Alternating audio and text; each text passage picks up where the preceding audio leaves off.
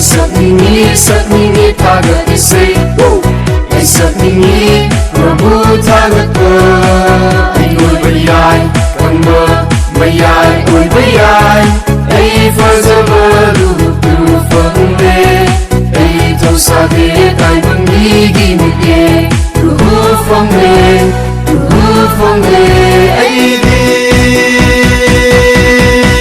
ay sakningi thagarisay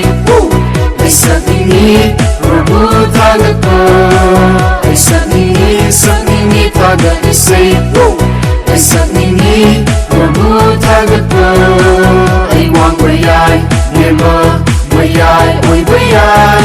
ay fazaba lutu fangle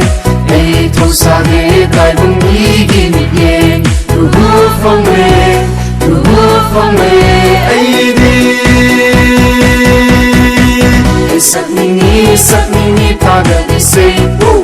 ay sakningi Rabu thagatpa ay sakningi thagarisay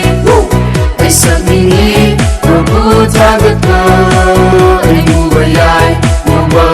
mayay oiba yai ay fazaba lutu fangle ay tausade taibang igimigye ruhu fangle ay di ay sakningi thagarisay ay sakningi Rabu thagatpa ay sakningi thagarisay ay sakningi Rabu thagatpa ay sakningi thagarisay ay sakningi Rabu thagatpa ay sakningi